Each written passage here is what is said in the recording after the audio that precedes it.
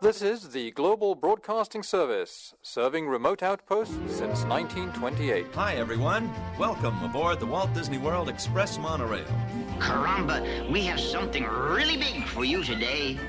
Welcome, foolish mortals. Now then, hang on to them hats and glasses, because this here's the wildest ride in the wilderness. This is the DBC pod with Phil Schoen and Jason Dodge.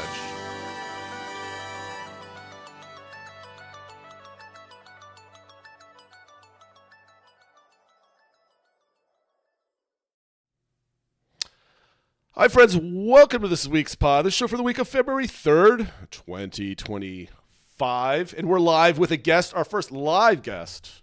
It's the one, it's the only, Drew, the Disney Dude. Thanks for coming on, sir. Appreciate you joining us one more time. This is tradition. I'd like to say that this wasn't really planned out. I just had a random comment on one of the message boards. Drew's like, let's do a show. I'm like, let's have a good time and let's rock it out, right? So, appreciate you coming on. We are live. So chat is up and running. Trey's saying hello. What's up, Trey? Thanks for coming on. Yes, maybe it is. So you have to yell at us in chat because our heads might move and you might not be able to see me. We got a 3-face panel today, so we got to be a little skinny today. A lot of fun stuff today. Disney graced us with some great breaking news that we'll go into. It's Tough to Be a Bug has a closing date. Yet one more attraction going down for some refurb and some changes. We're going to talk about some Star Wars updates. We're going to have a fantasy attractions draft. Excuse me, Phil. That was Phil's idea, and I'm stumbling over my words. That being said, we've got a long show, and let's just get right to it. First, Phil, what is the breaking news? I didn't even say hello to you, by the way, so hello. And what's the breaking news? Get to work.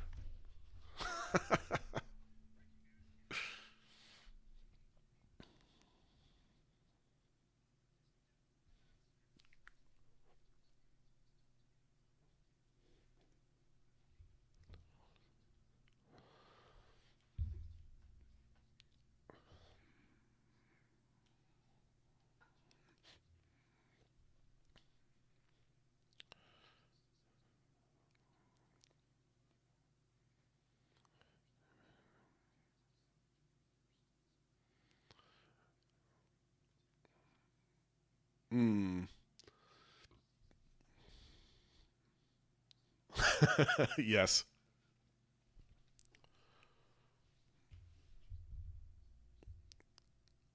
We can't hear you. Can they not hear anybody right now?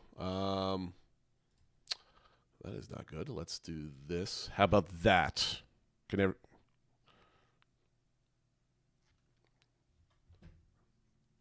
right. That is unfortunate. Okay, let me... I know everybody can hear me because I can see my thing going here. Bear with me a moment. No.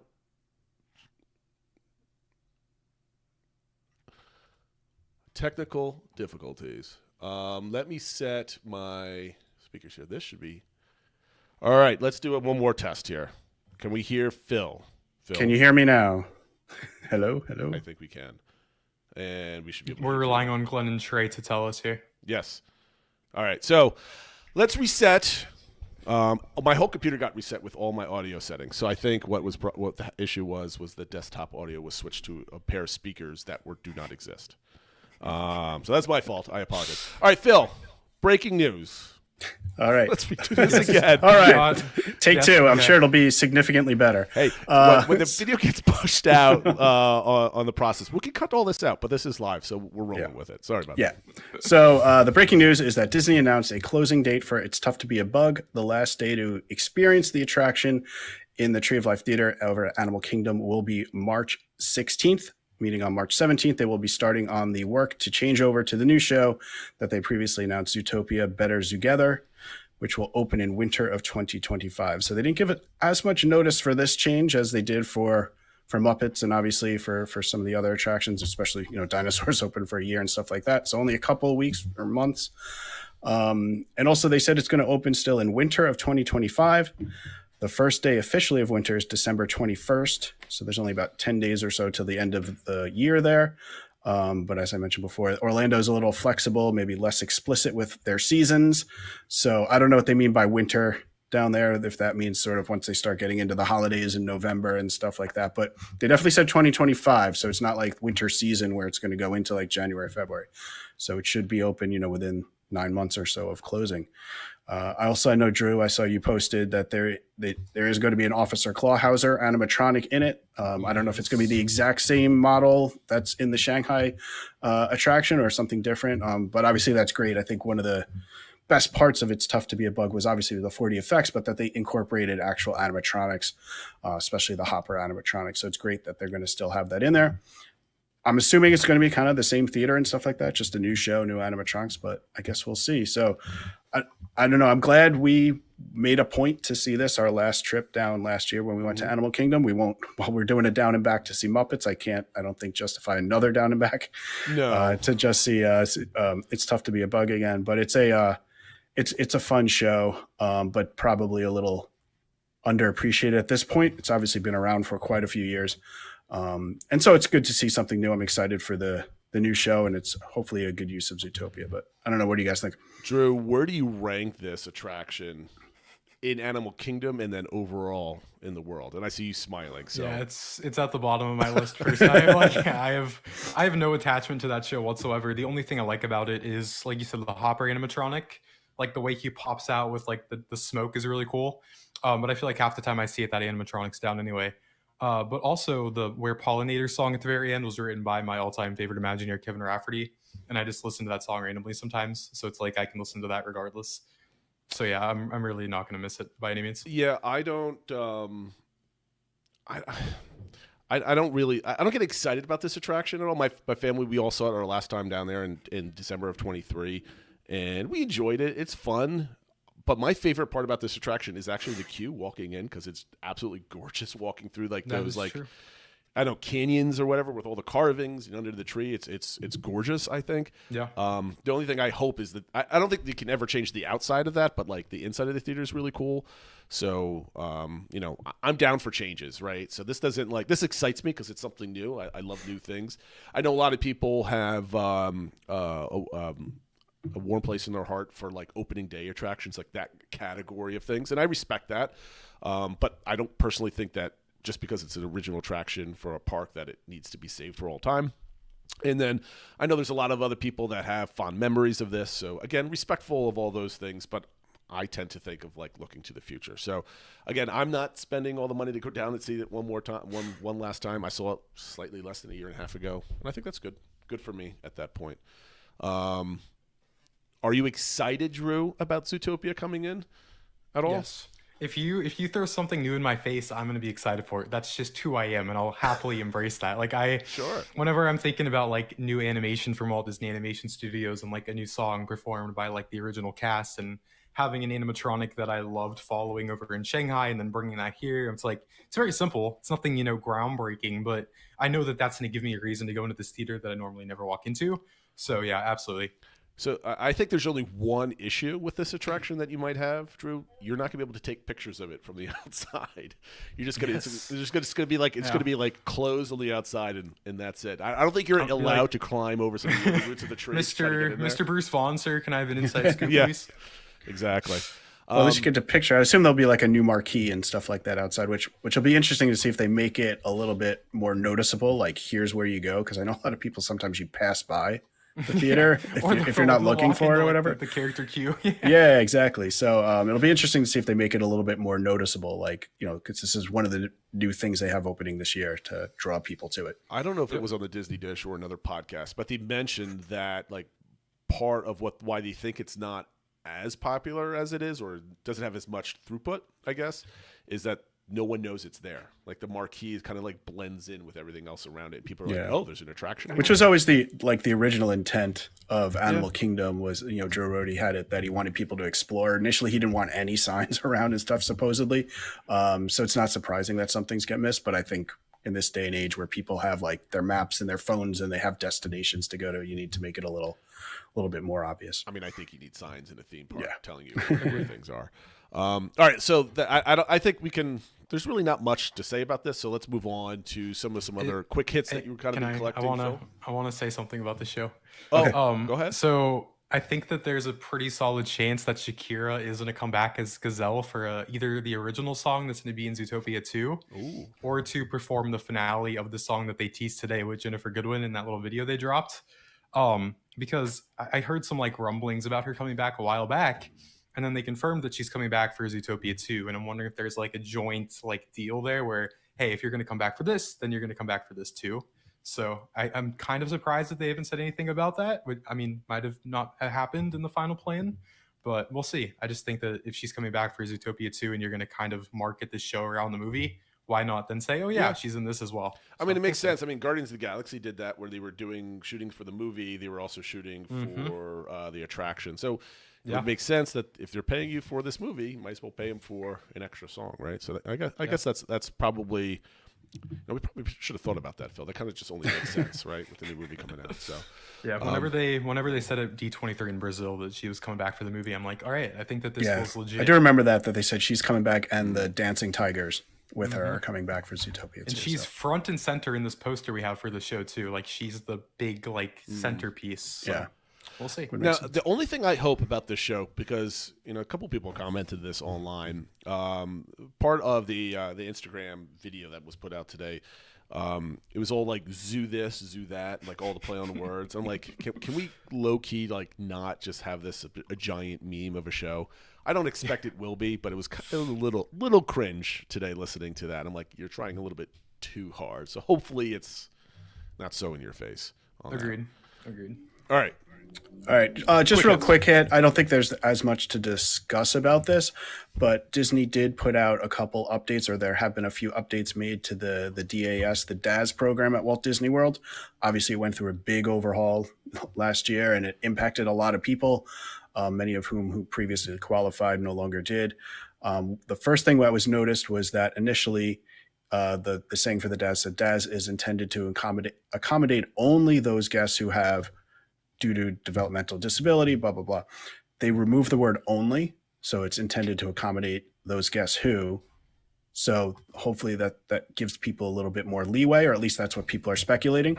And then the other thing is that Disney announced they expanded the registration window. Previously, you could only have your video call to try and see if you qualified for DAS 30 days in advance of the visit. Now you can do it 60 days in advance. And I think a big thing with that is packages. If you're doing a travel trip and you're getting your resort and tickets and stuff like that, you have to cancel that out 30 days or more in advance. So it was really kind of hard you couldn't necessarily get that canceled out if you wound up not qualifying. This gives a lot more leeway so that if people don't qualify, they have more ability to cancel the trip. I have heard people that Disney was like, okay, well, if you really can't go, we'll refund you anyway, but this makes it a little bit cleaner. I think it just gives people more kind of flexibility for that. So hopefully it's a sign that Disney's, tweaking the program and trying to adjust it so that more people that really truly need it can get it, while also doing what they were trying to do with the system was a little bit overloaded, and they're trying to get back to making it a better working system. I know Mom of 6 on Discord brought this up, but the extra 60 days, not only from a financial point of view of being able to cancel the vacation if you don't have it, but it reduces anxiety and stress leading up to your vacation. So you have more time to plan and more time to adjust things accordingly without any financial penalty or anything else like that. So I appreciate that on Disney's side. A couple other things of news that were kind of weird and unexpected, and I have like a couple takes for either one of these. It's all Star Wars park news, which so it's not us debating Star Wars movies or shows or anything. We're not going down that route. I love Episode 9. Go. So, okay, the first one is the Galactic Star Cruiser. Last year, Josh mentioned that there was something it's not done with. So everybody was speculating, are you going to change this into a hotel? Are you going to change this into an experience for the parks? No, it's going to turn into an office building, Phil. So I think everybody was kind of disappointed that this is what's going to happen. But there's a couple of good things that you can kind of shine out of this, or whatever you want to call it. Drew, what were your first takes when you heard this news, or did you have it? Yeah, I was waiting to get on the raft to go to Tom Sawyer Island when I saw Scott break the news. So it I was like just about to post something that I saw in the Tiana's queue, and I'm like, oh, I don't think that there's. Usually, I'll wait like a few minutes after the hour to post something because if news isn't a break, it's usually at the top of the hour. That's just kind of how I think. And I was like, oh, nothing's happened. And then I'm like, oh, that's like a major story, so I'm not going to post anything right now. But yeah, it's kind of like a bummer because I know that people like the Galactic Star Cruiser. People don't want to talk about the side of it, but it was internally like the highest rated guest thing. Like people loved it. The problem was just that people couldn't go on it because it was so damn expensive. Sure. So it's a bummer that like the talent of that ship doesn't get to do their thing anymore because they put a ridiculous amount of time into it, during the pandemic and everything. And it sucks that, it had to kind of go out the way it did. But at the same time, Josh and all the execs have been talking so much about like, over this next 10 years, we're going to have more projects in development at any given time ever in the history of our company. And I can just see them being like, we have this massive, building. Like, why would we not put all of our team over here? So like from a business perspective, it makes perfect sense. But from like a guest perspective, it's kind of like, damn. So here's my first take is they're building office spaces or they're using this as office spaces.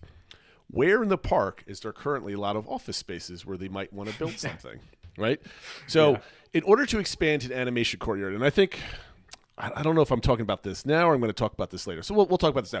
So you and I have had not a debate online other places, but you've mentioned this at some points and I've kind of liked or kind of commented or vice versa a number of times. Yeah. And this is a point you have this, I wouldn't call it a hot take or a tirade or a rant or anything else like this, but it was more of like a pronunciation on your view of the next 10 years at Walt Disney World, right?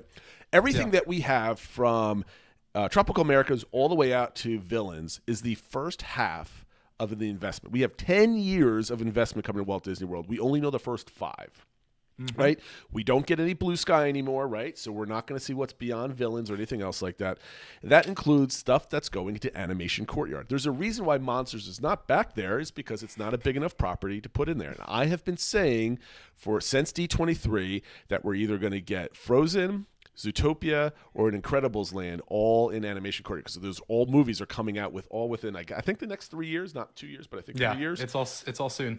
And whatever one makes the most money is probably a good arrow pointing to what's going to go back there. So in order to get that place ready to go, they have to transition people out of it because there's working offices in there. There's operational offices. There's some animation offices. There's some WDI offices back there. There's a collection of professionals back there. There's a lot that need to be moved somewhere. And if you remember, goodness, was it post D23 or right before D23, there was some random office person from Disney on Twitter saying, I'm moving, whatever. Everybody thought, well, this was Animation Courtyard. This is the whole Muppets. Where's Muppets going? Or, Monsters going? Is it replacing Muppets? And this was a big teaser. His offices are probably moving to the Star Cruiser, I bet, at this point. So that was my kind of like perception of it. I'm not sad that the Star Cruiser is not being renovated to something else. I kind of was sad about that when it closed.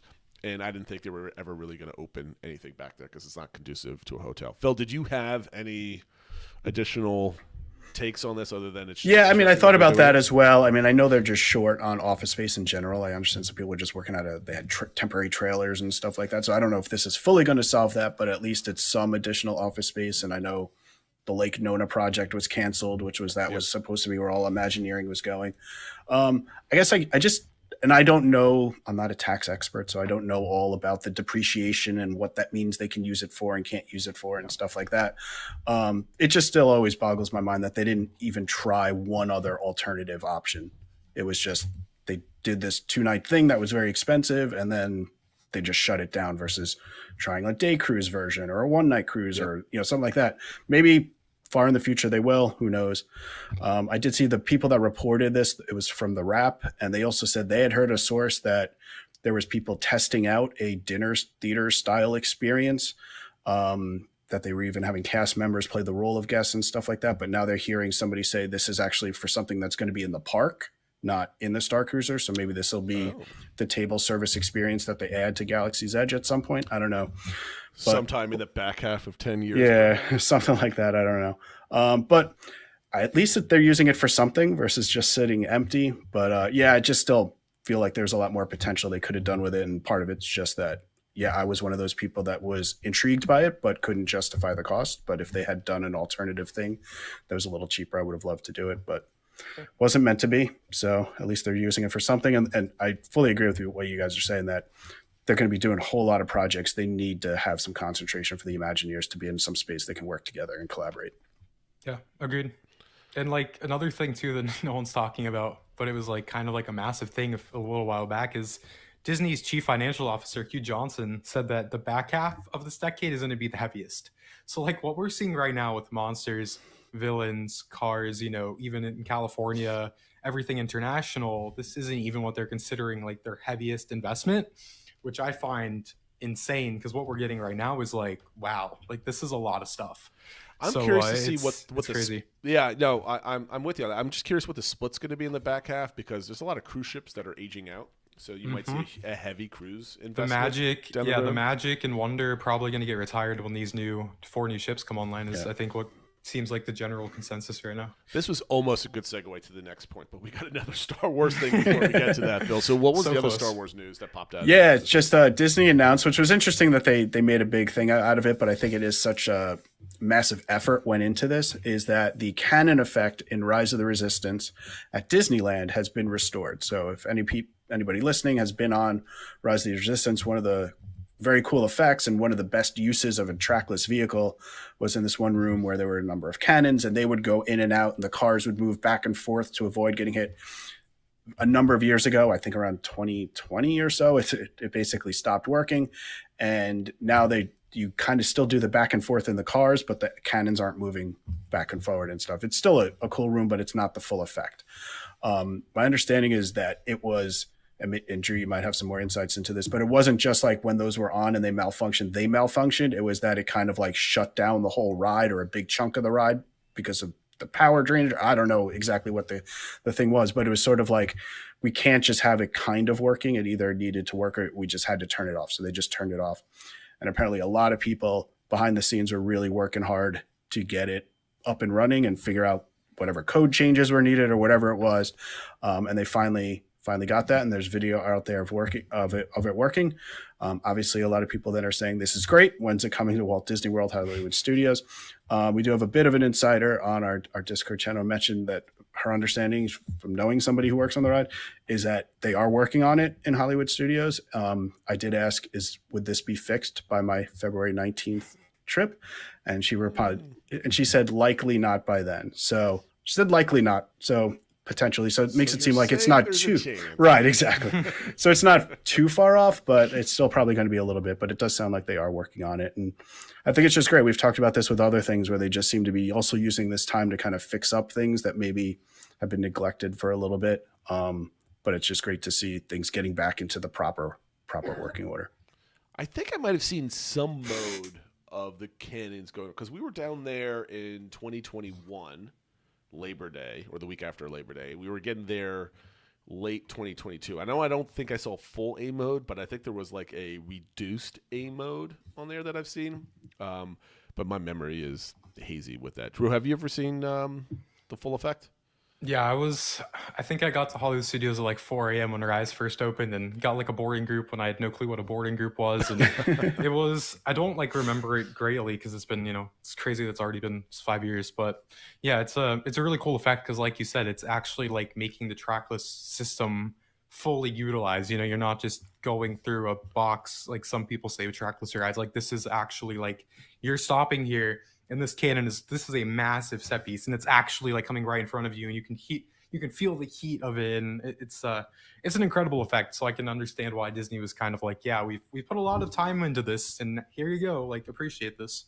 As somebody who works with industrial trackless vehicles that uses the same technology, I have full respect on coordinating all these things, and it's incredibly difficult sometimes to get these things working.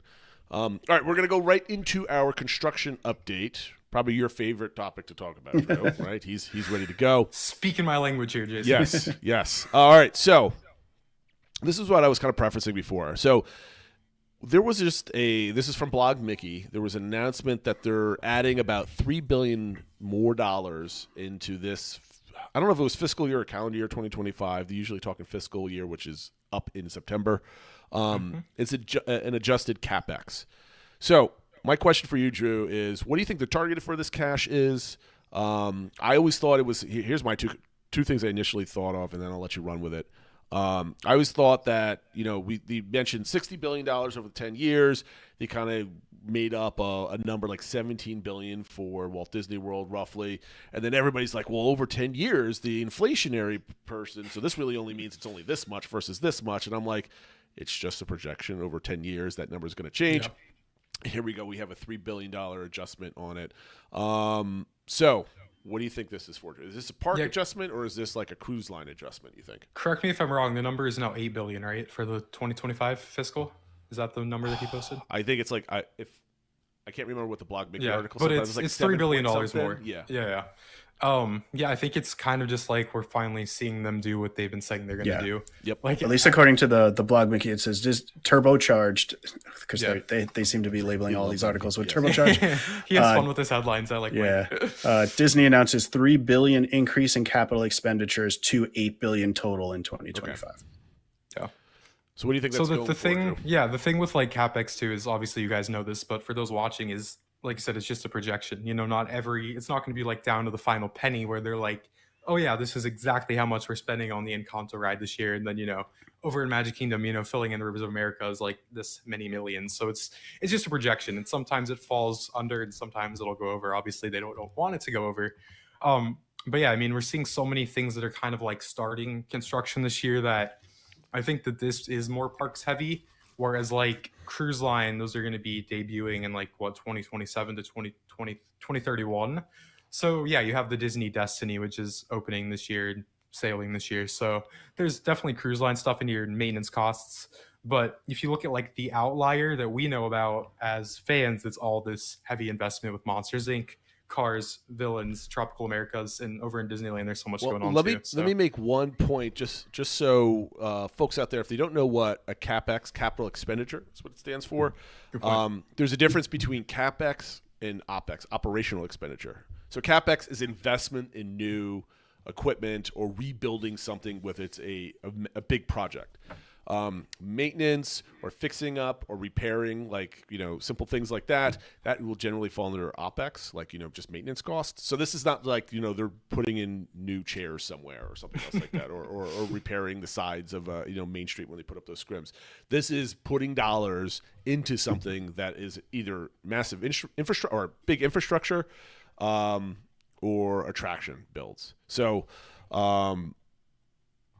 What do you think, Phil? I think we should go right into just like some updates and start rattling them off, and then we'll come back to some more of the other topics like Muppets and stuff like that. So that sounds good. Just over the last week, things that have gone off is we've got the new sound system in the queue, Drew, that you just kind of pointed out on Twitter for Tiana's Bayou Adventure. How did you find that? Did you just like notice that one day, or somebody? Yeah, I literally I was just walking past it, and I'm like, I've not heard that before. What is it? It was like, set the stage for it. Yeah, so something like my brain is so analytical when it comes to these things that if anything is different, I will notice it immediately. It's like an alarm goes off in my brain. And I purposely went to Magic Kingdom on this day because that was when they were doing the cast member celebration at 4:30. Because Magic Kingdom's closing early, no one goes because there's no fireworks, and it turns into being like the most peaceful day of the year. So I was like, I need to be at Magic Kingdom this day. Tiana's was a walk-on. I was walking up the stairs, and they added this little break room, in the story where the Tiana's Foods employees go. And I was like, there's never been audio here before. So I just got a little video of it, and then I turned up the volume when I was editing the clip so you could hear it a little bit more. And you can't really like hear what they're saying, but it kind of just adds to the story. And I didn't post about it yet, but they also put a like brand new like chandelier with like stained glass and like the water lilies in the test kitchen. So we've seen now three new things to Tiana since it opened. So I'm hoping that there's more to come, and also just that the attraction itself, hopefully it will be more reliable. That's like the main thing that I think we all want.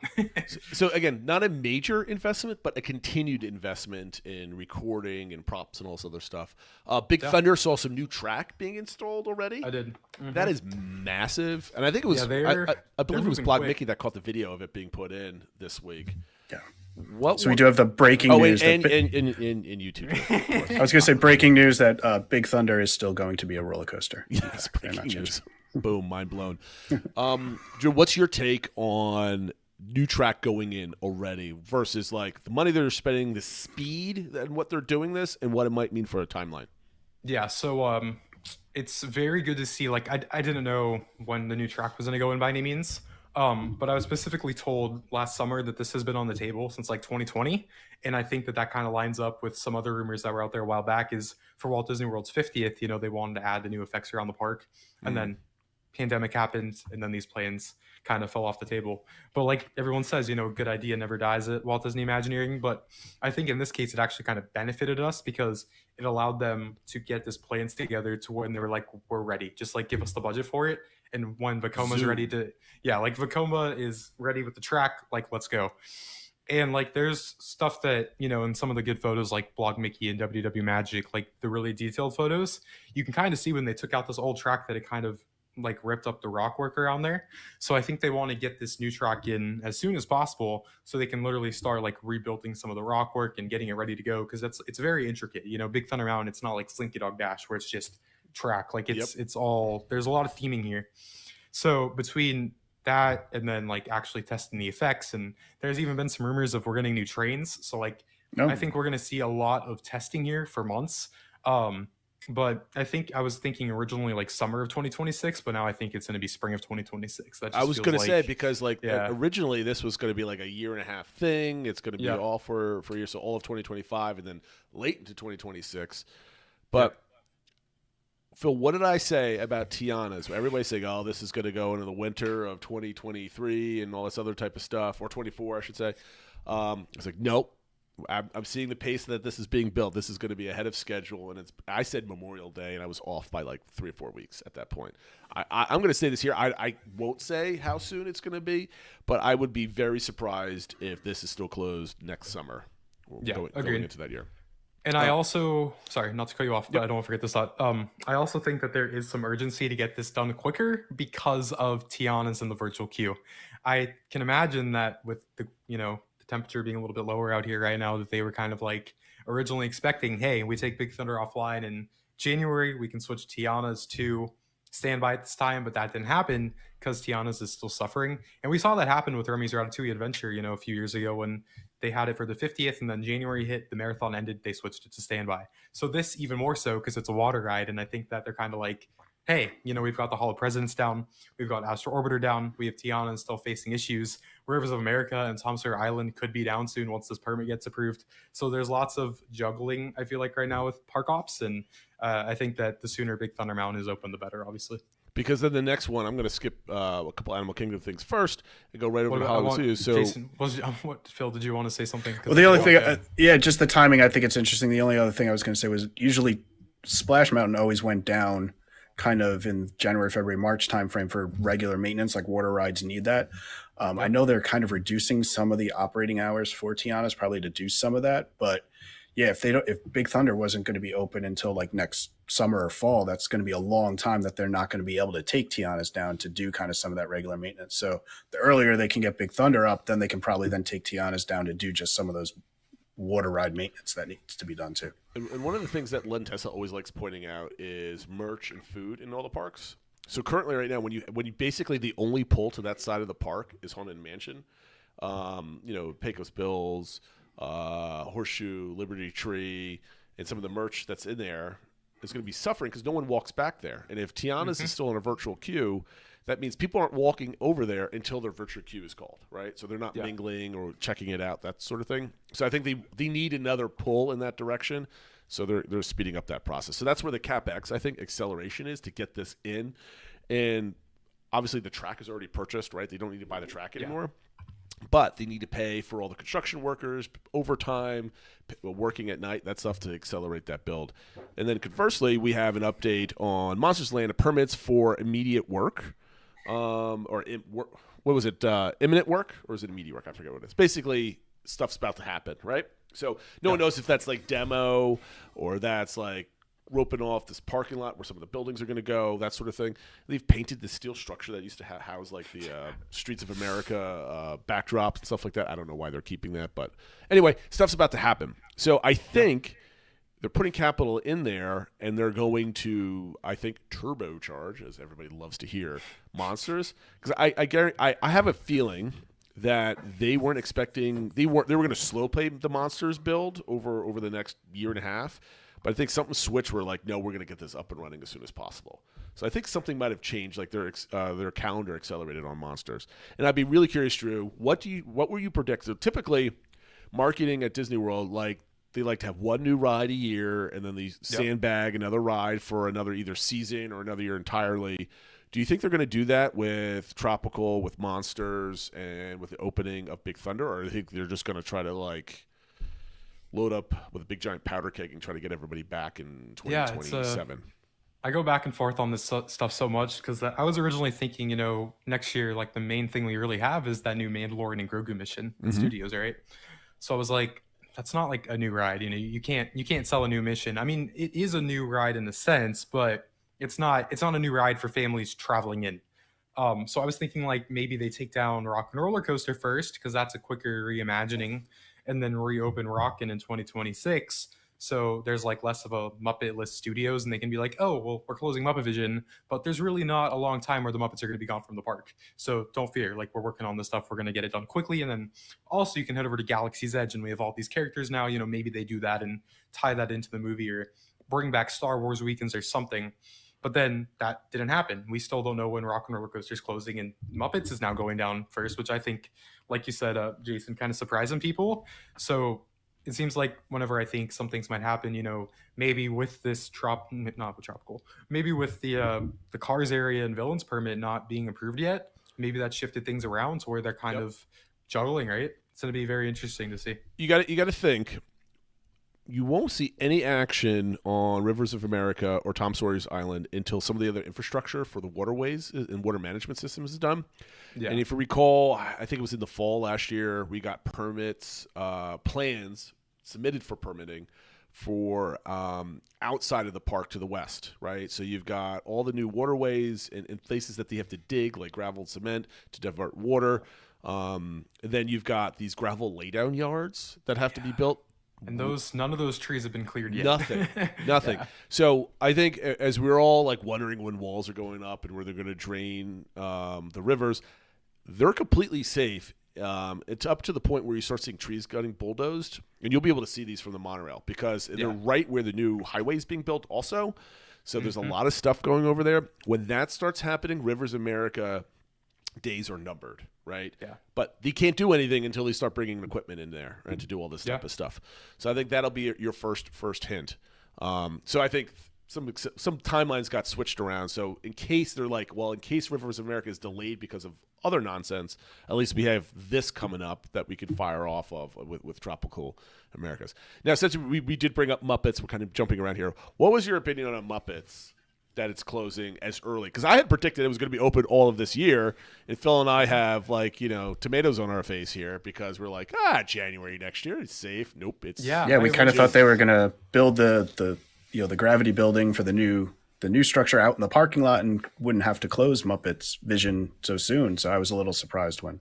I agree. I had similar thoughts because I was thinking because whenever Josh came on stage at D23 and he's like, we're starting construction on the Tropical Americas this fall, which they did backstage. They were preparing which we just saw a permit for today, all the backstage stuff where they're building like trailers for this new Tropical Americas area.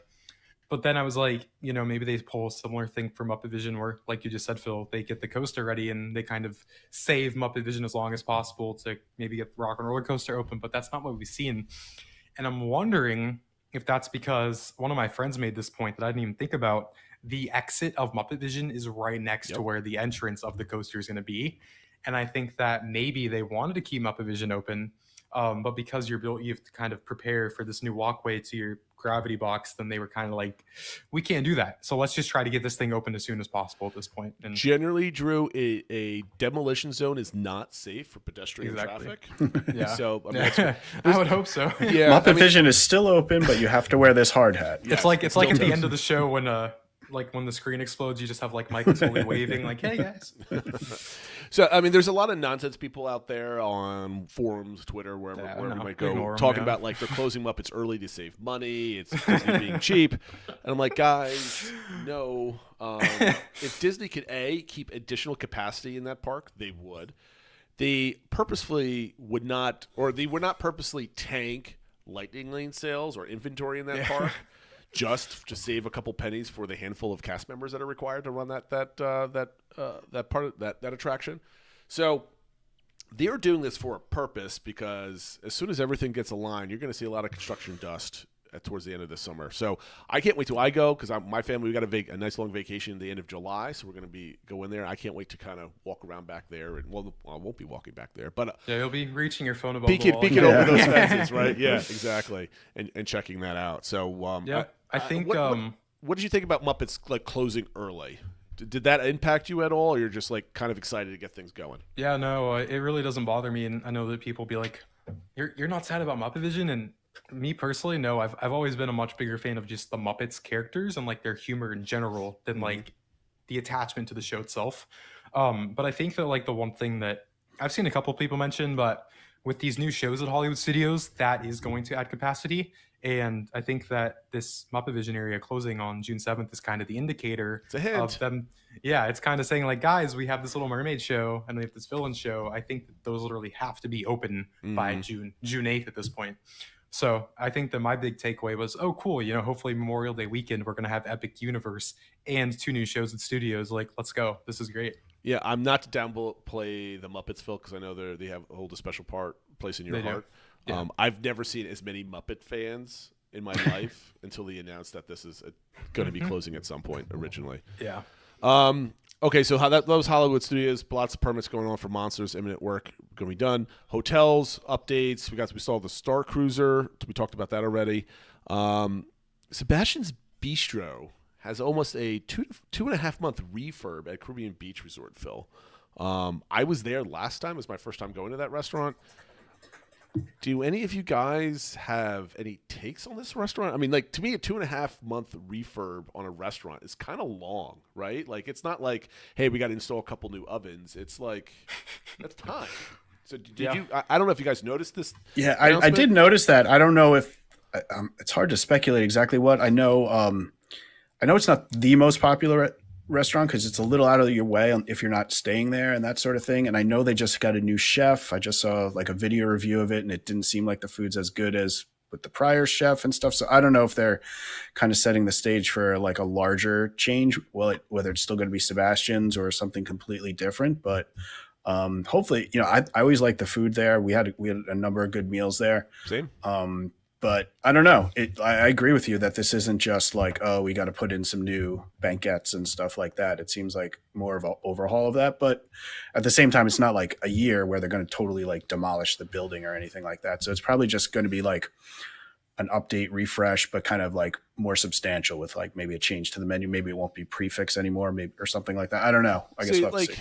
What hits me off is like if you're going to bring in a new chef with a new menu, you don't call that a refurb.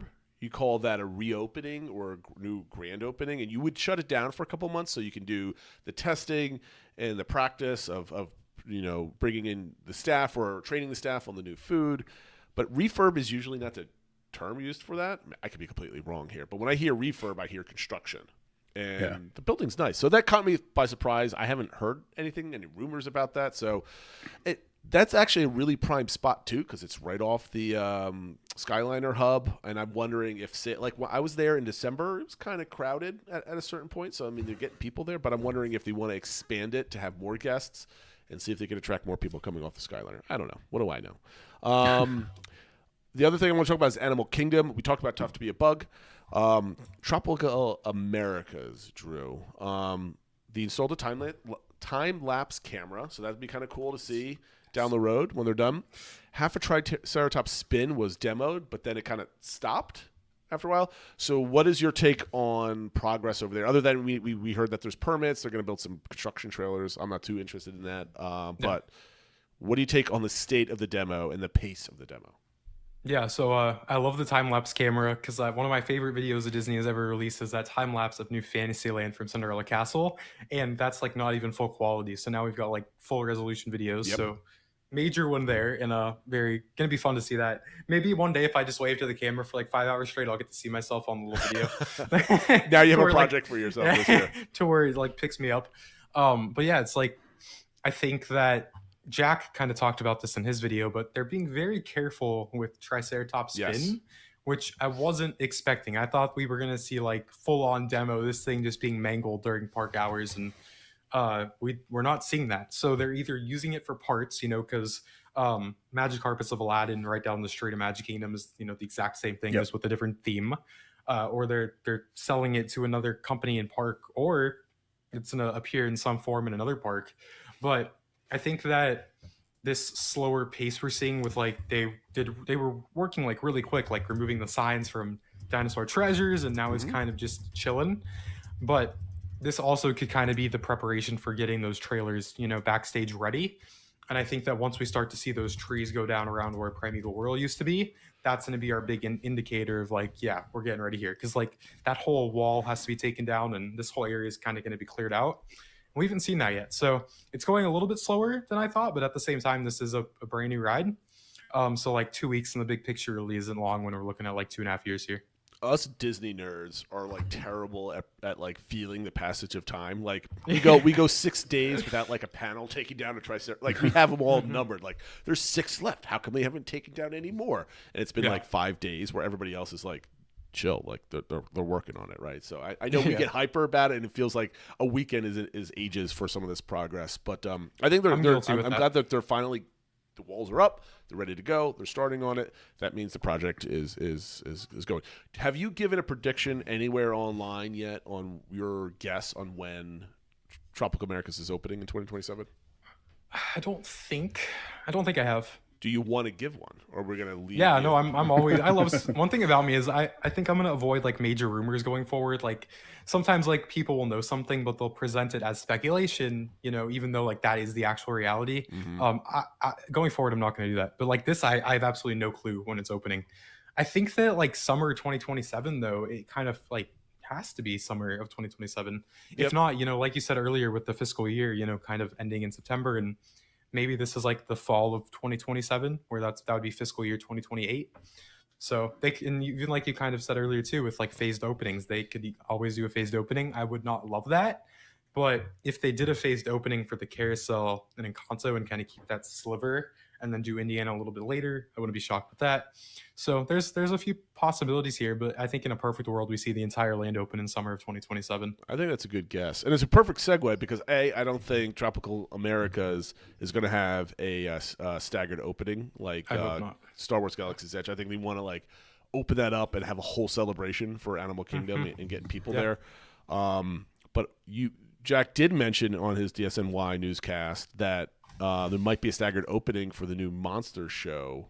Do you know why he's speculating that? Because I haven't heard anything on that. I think it was Tower of Terror Bellhop on the forums who mentioned it. Maybe like if they want to open everything in Muppets Courtyard, or not Muppets Courtyard, everything but the coaster in Monsters Inc. Land, to kind of add that as a 2026 offering and say, right next door we have Mandalorian Grogu.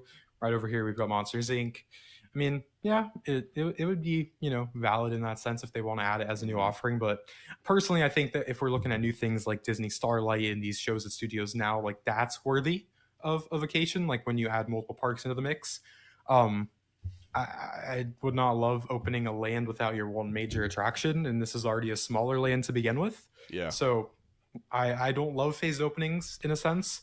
But at the same time, that would kind of is hypocritical of me because it would give me something to talk about with my content. Sure. So it's like, absolutely. I don't know.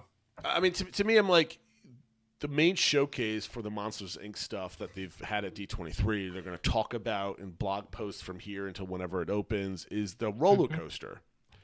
And I think it would drive people nuts if, like, hey, Monsters Inc. Land, you go in and you show up. It's just a show. The roller coaster is not open yet. All the folks manning all those blue umbrellas are going to be like, yeah, it's not open yet. So I don't know if Disney really wants to kind of. To me, it seems like a false start if they open it with the show and not the roller coaster at the same time. Yeah. So I feel like the only way that I'd kind of be okay with it is if they literally just do the show and then save, the quick service Pizza Rizzo and save Harryhausen's store. That feels like there's something more. Maybe. But at the same time, I wouldn't expect that because Harryhausen's would bring in revenue. Rethemed Pizza Rizzo would bring in revenue. And if you put merchandise at the end of the show, that would also bring in revenue. So I feel like if they were going to do it, it'd be everything but the coaster. But the coaster is the pole, and like literally it's going to be the pole that makes you walk to the back, which makes you pass everything else. So it's Phil, is it a lane at that point? Phil, I haven't asked this question yet because it just popped in my head. Is the new Monsters Inc. door coaster a Lightning Lane single pass when it opens? I don't know, because I guess by that point would they have it to multiple single passes in the same park besides Magic Kingdom, or would they be willing to take Rise off of it if Rise is more reliable by then or something? I don't know. I think it would be Rise off a single. Yeah, pass. so I think it's just going to be makes multipass more valuable. It's just going to be like because you still need. But Tron yeah, was mostly, yeah, they did it in Magic Kingdom because there's enough attractions there to have 2 single passes. I don't know if they'd want to do it in Hollywood Studios. So my guess would be it would be just increases the value of multipass in that park, in a park that still needs more attractions and stuff like that. So definitely more tier 1 attractions too for the multipass. Drew, do you agree with Phil? Man, I don't know. I'm putting you on the like, spot today, man. Yeah, no, I love that. I'm very, I'm open with direct questions because like that's the entire point of a conversation, in my opinion. Like the three of us, if we could give different viewpoints, I think that's great. Man, I feel like if anything, that the reimagined Rockin' would be multi-pass and Monsters Inc. would be single pass. Just because this is, if they kind of sell this as Disney's first suspended coaster and they get like some really cool shots of the factory and step into the world of Monsters Inc., I think is going to be a lot more, it's going to motivate people a lot more to maybe drop $20 a person, whereas Rock and Roller Coasters, you know. It's an old coaster, right? It's been done before. I don't think any major attraction in Disney World is ever going to open and not be a single pass at this point. It's been said by many people, the ROI for all these so strong attractions is the single pass money is included in that. And this is definitely an e-ticket, and you're gonna pay money to go on it if you don't want to wait in line. Does that mean that they'll take it off a single pass years from now? Sure. I think Rise never changes. I think this is at least for the first 3 years is going to be a single pass ticket, assuming like single pass still exists by the time. They'll probably have a different name by then. Right? That's true. Yeah. That's true. Last but not least, before we get to the next segment, Test Track. I know you were over there taking pictures. It's been so quiet, man. Yeah. But the new canopy. Jack mentioned this on his newscast. The building is gorgeous. It is. And I'm so happy the canopy that they're building allows you to see the building, and it's not just a giant tarp. Do you have any updates for us, Drew, on that, or is it just slow and steady progress? There really hasn't been there hasn't been much going on over there, and I think that this is kind of what I expected, because like with Tiana's, I literally was watching a mountain transform with all this flora and foliage and the testing and the bridge. It was fully accessible, like everything. Mm-hmm. Whereas this, it's just like there's not as much of a transformation. It's the same ride. But one thing that I did notice is that they put one of the tiles back on like the outside of the track. So if I had to guess, once I think all these tiles go back up, then we can see testing start.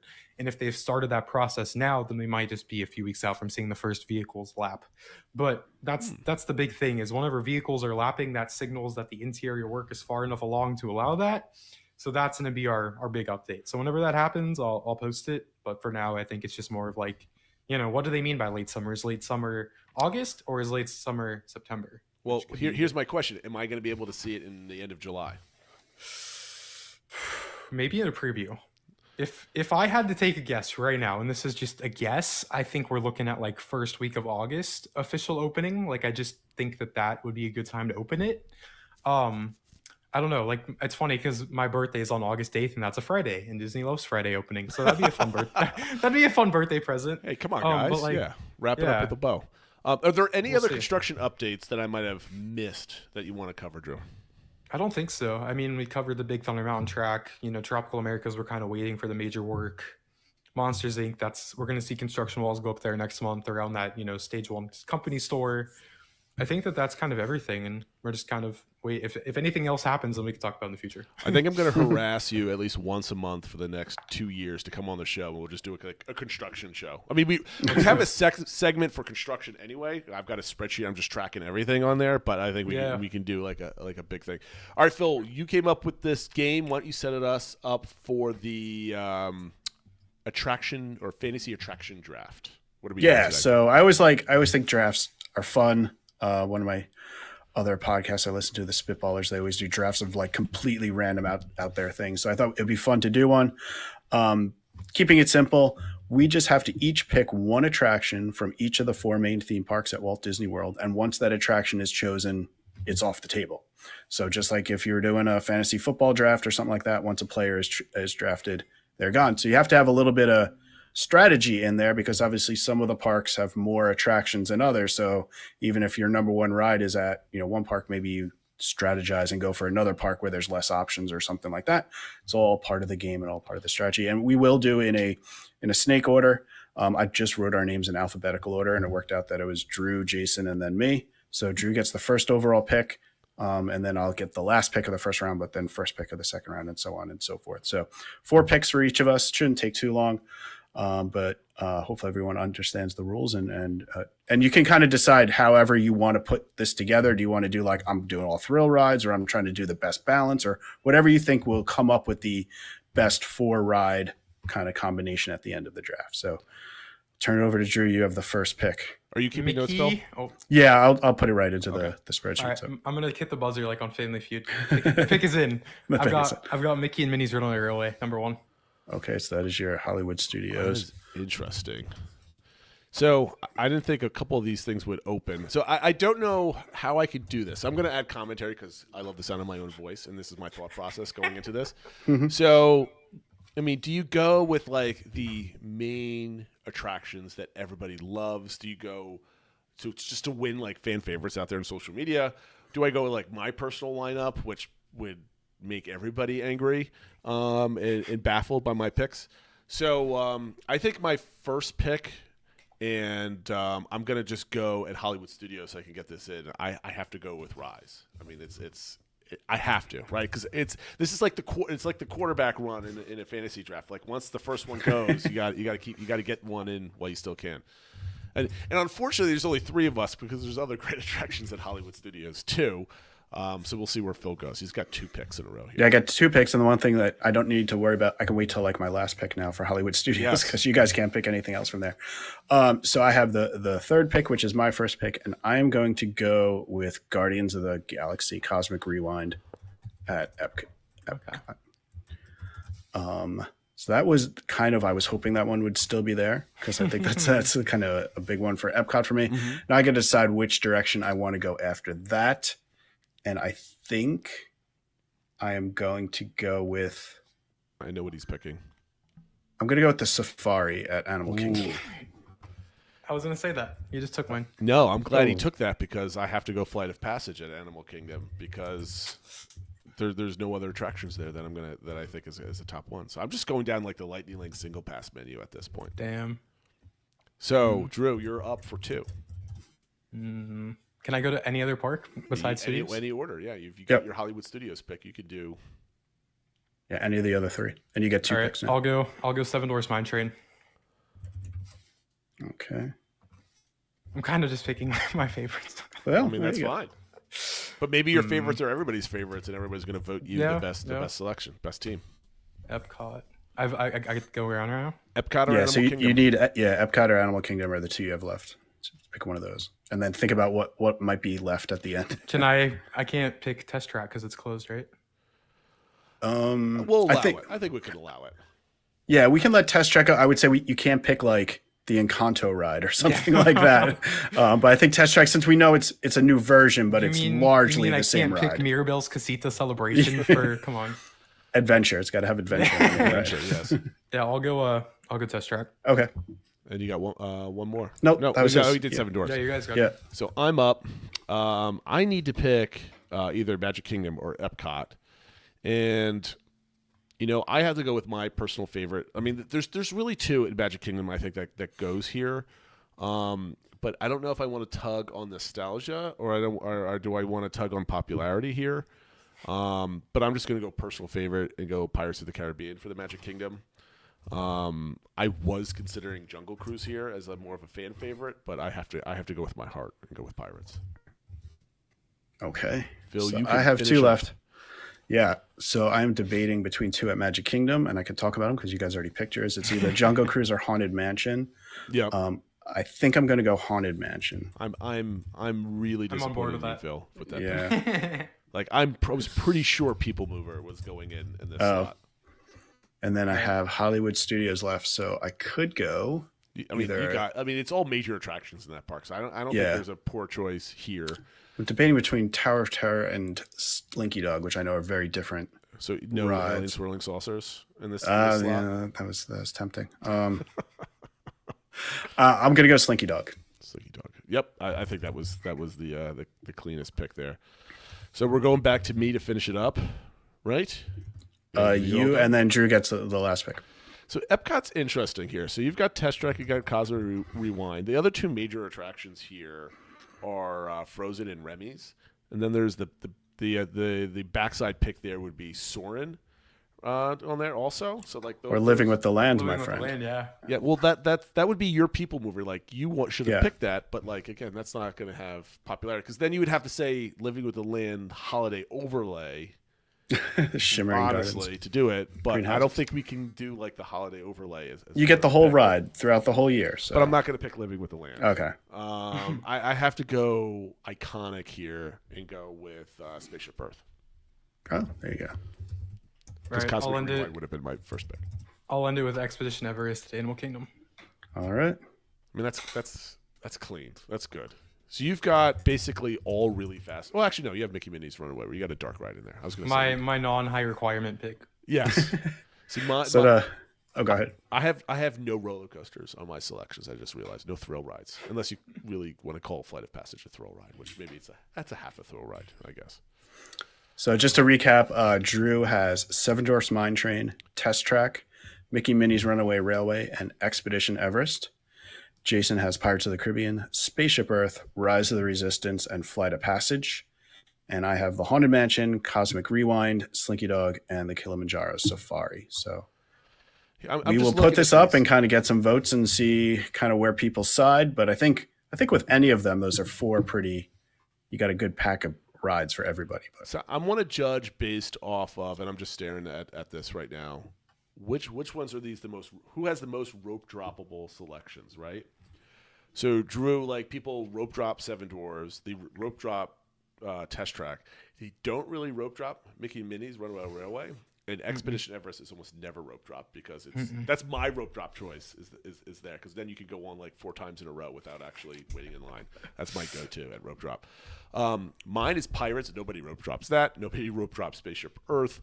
But Rise of the Resistance and Flight of Passage are good targets. So we're both 2 rides, rope droppable. And Phil, you have Slinky Dog, which is rope droppable. I don't know if Safari's not even open during rope drop. Yeah. So Cosmic Rewind's not rope It's droppable. it's a virtual queue. So people are hammering that at 7 o'clock in the morning. So I think you got that there. I think we all have 2 rides that are like in demand at 30 minutes before park open. Yeah. So I think we all did a good job. I can't tell you who won at this point. I think these are all fantastic selections. And unfortunately, we can't do this more often because we don't have guests every single week. And it's really boring with doing a draft with 2 people. Yeah, it doesn't really make any sense. Last but not least, we want to go into our DBC engagement for last week. Drew's on, so we knew we were going to go long on this show, which is perfectly fine.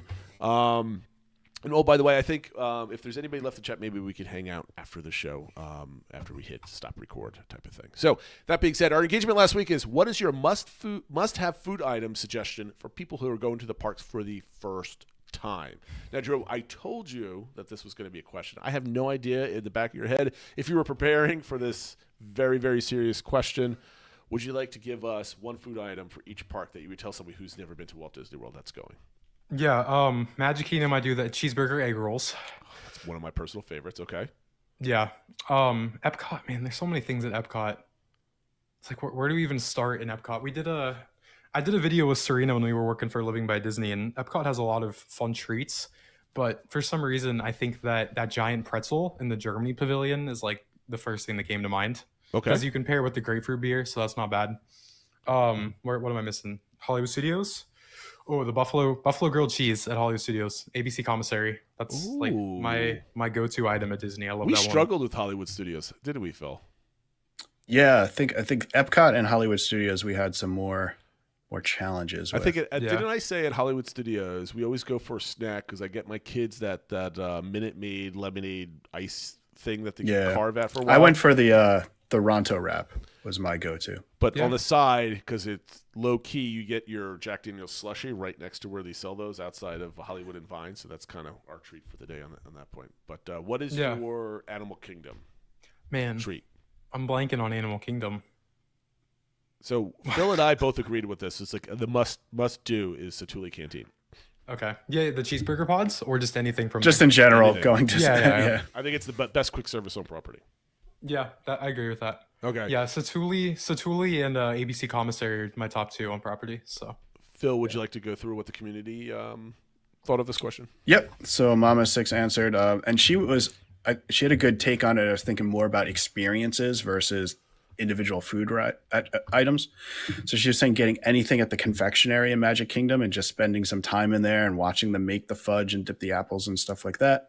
Epcot, she said go to Club Cool just because it's kind of fun to get the free beverages and trick people into trying Beverly and film them and stuff like that. Of course. Animal Kingdom, she said the cheeseburger pods at Satuli Canteen.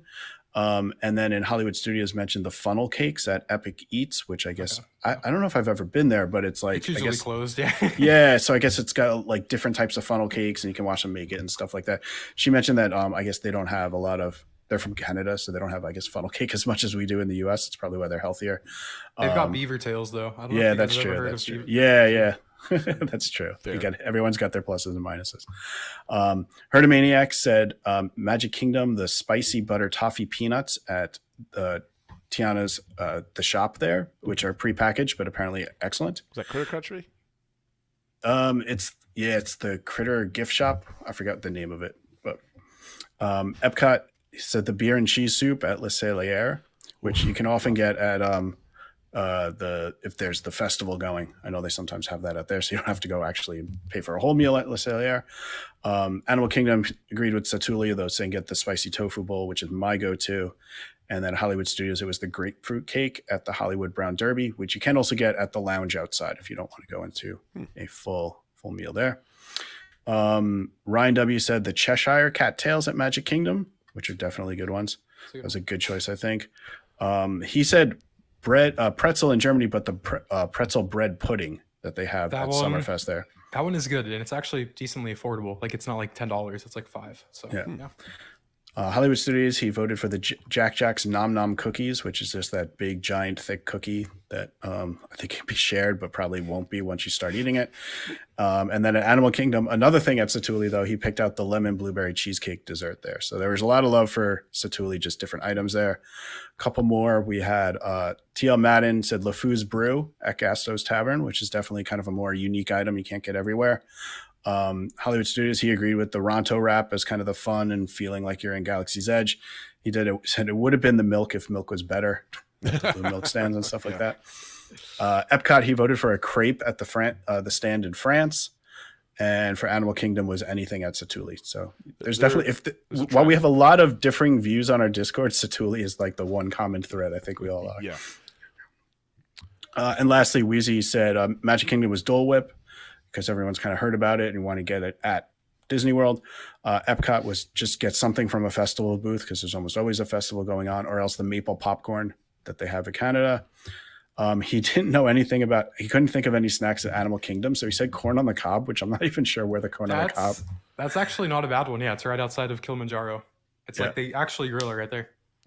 Like every time I pass this, like I need to get this eventually because everybody's raved about it. I think Matt was raving about this in one of his trips like a year or two ago, and I'm like, I gotta get it. But every time I go there, it's 9:00 in the morning, 9:30 in the morning. I'm like, I don't want corn on the cob.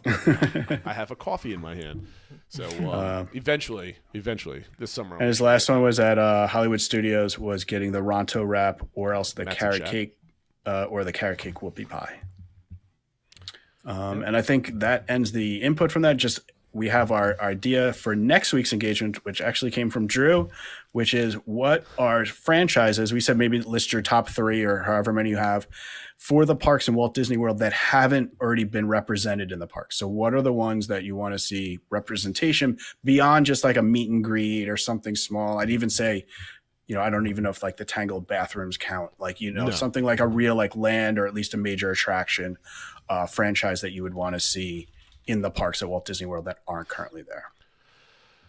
So, Drew, thanks for coming on. Before we end, where can everybody find you on social media? Do you have any things that you're planning on that you might want to promote? What should people pay attention to? Yeah, I've got that new series I just launched, Imagineer of the Month. I've got that on YouTube and Twitter. So those are my two main platforms, YouTube and Twitter. But yeah, that new Imagineer series is something that I'm gonna go pretty hard with. So I I'll can't definitely wait give a shout out to that. for those to start popping out there in repetition. I will link your YouTube channel in the description. So if you're watching this on YouTube, as you start scrolling down to find that link, make sure you hit subscribe and like. We really appreciate it. Leave a comment. Maybe tag Drew so his notifications start popping off. We really, really appreciate that. And Phil, did I forget anything before we go? That's just a reminder of our social media accounts. You can find us everywhere at the DBC Pod, and of course the Discord server. Join the fun there. And thank you for everybody for watching and listening. And we'll see you next week. Take care, everyone.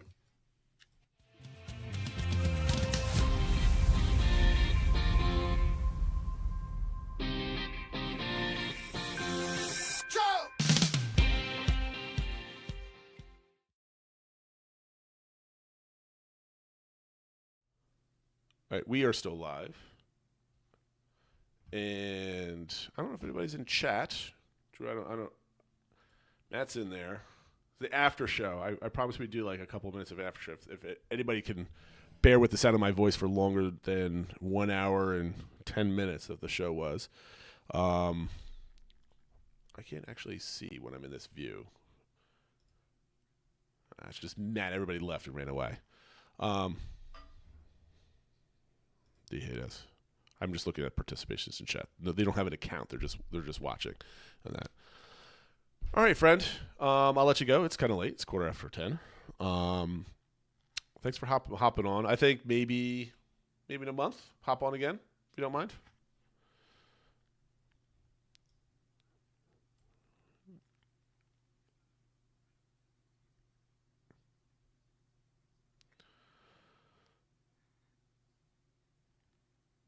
Yeah.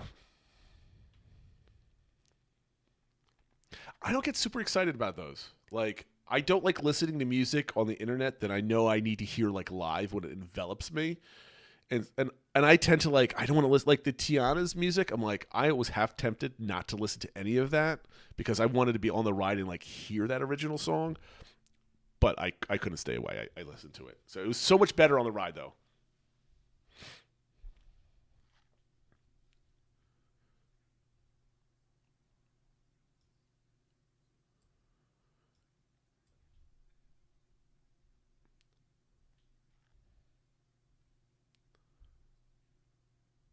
Yeah, no. I mean, you were so tied to that attraction. I don't think you could have avoided spoilers.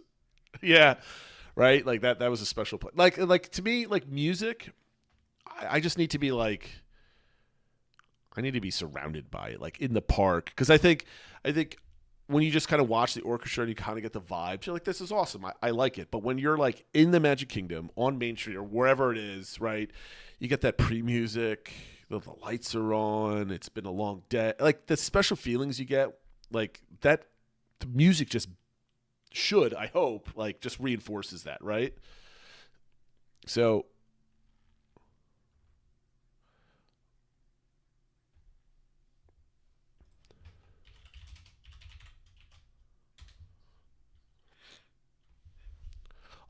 I'm terrified of it.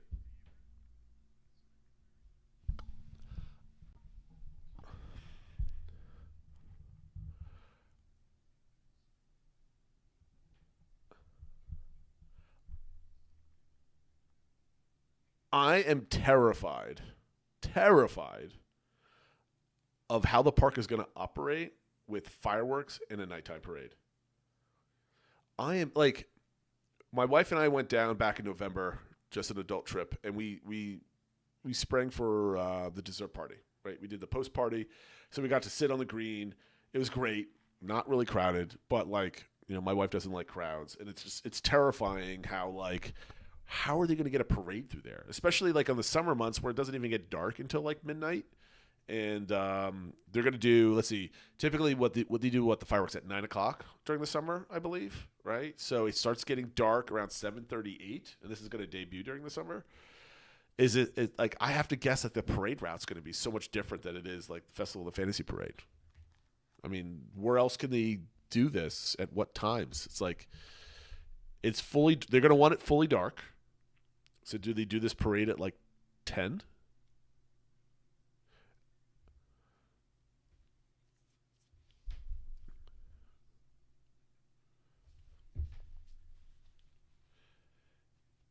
Yeah, but it's.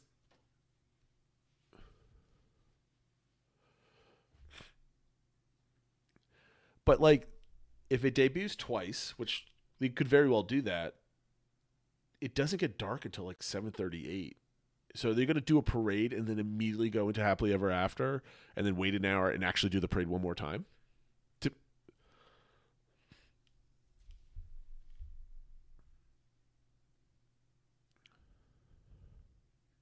Yep.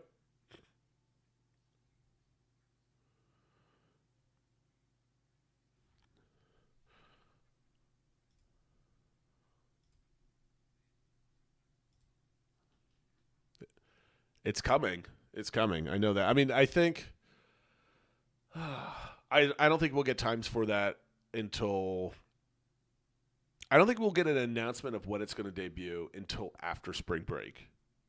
Right? So between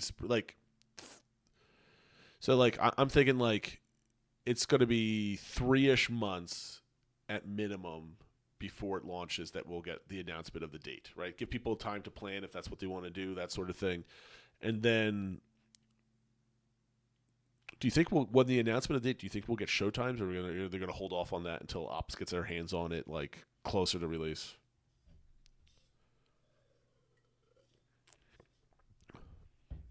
Yeah. Just be quiet about it.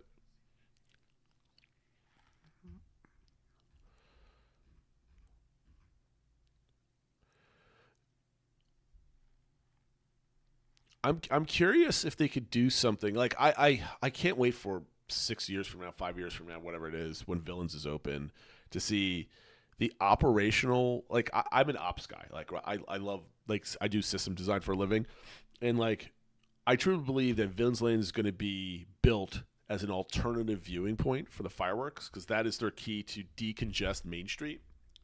Like people are still going to flock to the castle, but you got to think 50%. 30 to 50% of the people there have seen that castle show before, and they're going to want to see the alternative viewing angle at Villains because they've never seen it before. It's new, that sort of thing. Yeah. Yeah.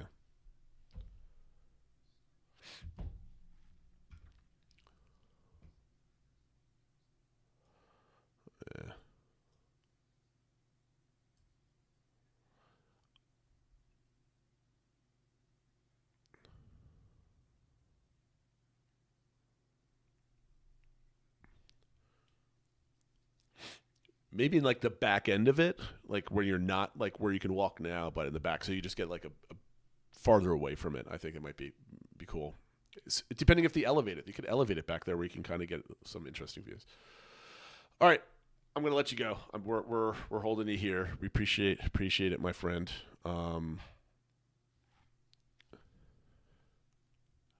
Yeah. Well, we're terrible at this year. Nope. No. No, exactly.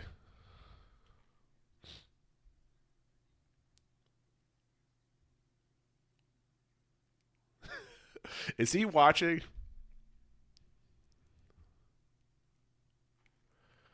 Oh, apparently I had the desktop audio All right. off anyway for the after show. Terrible. Everybody's just been listening to me this whole time talk. It's silly. All right. Well, you can say goodnight to everybody, I guess. Yes. Jason. By the way, if you I'll were talk to you listening in chat, Drew was talking a lot and saying some interesting things. He leaked a lot of stuff, and you guys missed it. Sorry. Sorry, Bob Iger. I apologize. All right. I'll talk to you If you're guys still soon. in chat, thank you for watching, everybody.